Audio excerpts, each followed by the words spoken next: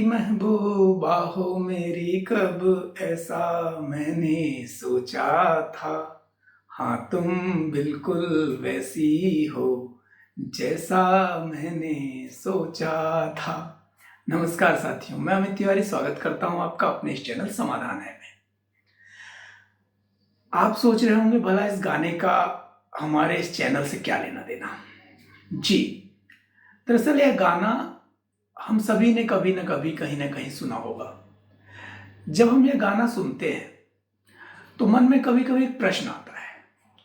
प्रश्न यह है कि आखिर चांद में ऐसी क्या बात है कि उसकी तुलना सौंदर्य से होती है, कि उसे सौंदर्य का प्रतिमान मान लिया जाता है, कि चांद जैसे महबूब की कल्पना की जाने लगती है। चांद की वह विशेषता क्या है जो उसे सौंदर्य के इतना निकट ले जाती है, जो उसे महबूब के इतना निकट ले जाती है। यह प्रश्न कई बार मन में आता है। मन में आता है कि जो चंदा मामा बचपन में हुआ करते थे, अचानक बड़े होते होते वो चांद से महबूब कैसे हो जाते हैं। यह प्रश्न मन में तो आता है, परंतु प्रायः हम इसे बस यूं ही छोड़ के आगे बढ़ जाते हैं। हमें लगता है ठीक है, कवियों ने कहा, लंबे समय से कहते चले आ रहे हैं, तो ठीक है, होगा कोई कारण। और फिर हम इसे अनुत्तरित सा मानकर आगे बढ़ जाते हैं।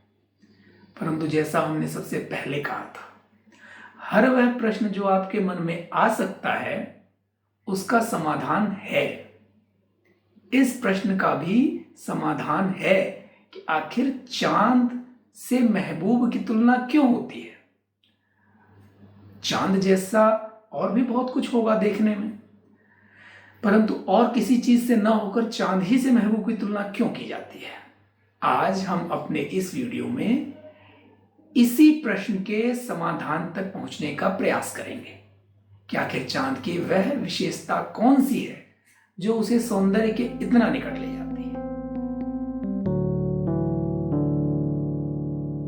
बात करते हैं चांद और सौंदर्य की। अगर हम सोचें कि चांद से महबूब की तुलना क्यों होती है तो मन कई अलग अलग तर्क देता है। सबसे पहले तो हम आकृति के बारे में आते हैं कि चांद शायद गोल है, इसलिए महबूब की तुलना किसी कारण से सौंदर्य के प्रतिमान मानते हुए चांद से की जाती होगी। हालांकि यह तर्क कहीं खरा नहीं बैठ पाता है, क्योंकि चांद से ज्यादा गोल तो हमारी चपाती होती है, तो फिर चपाती सी महबूबा क्यों ना हुई। फिर एक साथी से बात हो रही थी तो उन्होंने कहा था कि चांद शीतलता प्रदान करता है। चांदनी, शीतल चांदनी की बातें तो कर की ही जाती हैं, तो हमें लगा कि संभवतः यह बात भी हो सकती है। तो यदि बात शीतलता की ही है तो शीतल तो बर्फ बहुत ज्यादा है और वह देखने में रंग भी चांद के जैसा ही है। तो ऐसा ना हो कि हम कटोरे में बर्फ जमा लें और फिर बर्फ सी महबूबा कह दें। ऐसा तो नहीं कहते। इसका अर्थ है कि मात्र शीतलता वह कारण नहीं हो सकती। फिर बात आती है आखिर और कौन सा कारण है। फिर उसी शीतलता में बात आई रोशनी की, चांदनी की। तो यह तर्क आया कि संभवतः चांद प्रकाश देता है, इस कारण से कुछ सौंदर्य से उसका संबंध होगा। कहीं ना कहीं सौंदर्य और प्रेम भी तो जीवन को प्रकाशित ही करते हैं। परंतु फिर वही बात, यदि बात केवल प्रकाश की ही थी तो प्रकाश तो सूर्य में कई गुना ज्यादा है। यहां तक कि चांद स्वयं सूर्य के ही प्रकाश से प्रकाशित होता है। तब फिर सूर्य को क्यों न सौंदर्य का प्रतिमान मान लिया गया। परंतु ऐसा हुआ नहीं। अर्थात प्रकाश भी वह कारण तो नहीं है जिस कारण से चांद को सौंदर्य का प्रतिमान मान लिया गया। और कवियों ने, गीतकारों ने, शायरों ने चांद सी महबूब की कल्पना करनी प्रारंभ कर दी। तब फिर आखिर वह बात कौन सी है।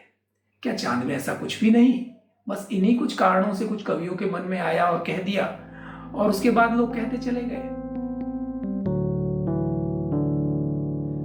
अच्छा हाँ, एक और बात, अगर बात प्रकाश की, शीतलता की और आकृति की हो तो एक चीज और है जो चांद के बहुत नजदीक है। वह हमारे घर में लगा हुआ एलईडी बल्ब। वह आकृति में चांद जैसा गोल भी होता है, चांद के ही रंग का प्रकाश भी देता है और उसके प्रकाश में जलन भी नहीं है। तो ऐसा ना हो कि लेटेस्ट वर्जन में हम लोग CFLC महबूबा कहने लगे, या कि कोई ऐसा गाए कि LEDC हो महबूबा मेरी। यह भी तो नहीं कहा जा रहा है। अब हम बात करते हैं कि चांद में वह कौन सी विशेषता है जो उसे इन सभी से अलग कर देती है। जी, एक ऐसी विशेषता है। चांद की जब बात होती है तो बात होती है कलाओं की। चांद कलाओं में बढ़ता है। चांद का बढ़ना, चांद की कलाओं में ही उसका सौंदर्य है, और यही उसे सौंदर्य के निकट ले जाता है। कैसे? दरअसल चांद का जो सौंदर्य है, चांद की जो विशेषता है, उसके बढ़ने के क्रम में है। सौंदर्य की भी यही विशेषता होती है। सुंदरता क्रमिक रूप से बढ़ती है, और इस बढ़ने के क्रम में ही उसका आकर्षण है।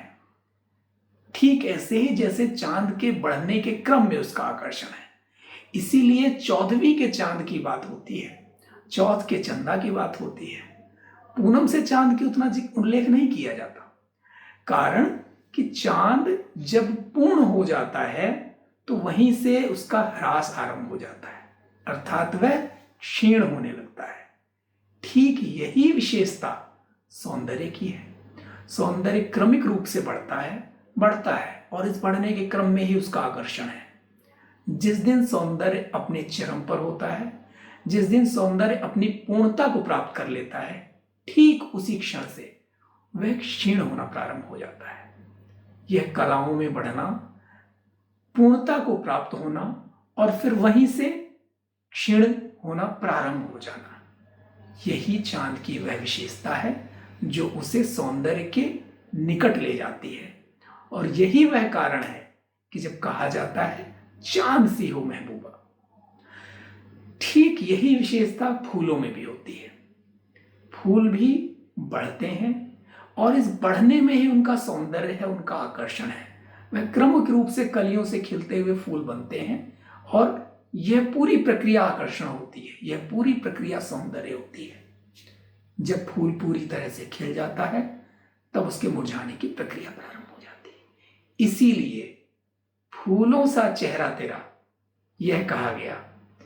अगर बात खुशबू की होती तो लक्स में तो कई सेंट की खुशबू है, तो यूं ना होता, लक्स सा चेहरा तेरा कहा जाता। तो यह है चांद, फूल, सौंदर्य और प्रियतम महबूब के बीच की तुलना की बात। यह कारण है जिस कारण से सदियों से, या शायद अनादिकाल से, जब से भी हमने सुना, देखा, समझा है, तब से ही इनको एक दूसरे का पूरक माना गया है। आज हमने इस प्रश्न पर चर्चा की, आज हम इस प्रश्न को लेकर आए। इसका मुख्यतः उद्देश्य यही रहा कि हम यह माने कि हमारे मन में आने वाला हर छोटे से छोटा प्रश्न अपना समाधान लेकर चलता है। बात चाहे इसकी हो या इस तरह मन में आने वाले किसी भी प्रश्न की, विश्वास रखिए, हर वह प्रश्न जो आपके मन में आ सकता है उसका समाधान है। तो फिर जुड़े रहिए, पूछते रहिए और देखते रहिए। धन्यवाद।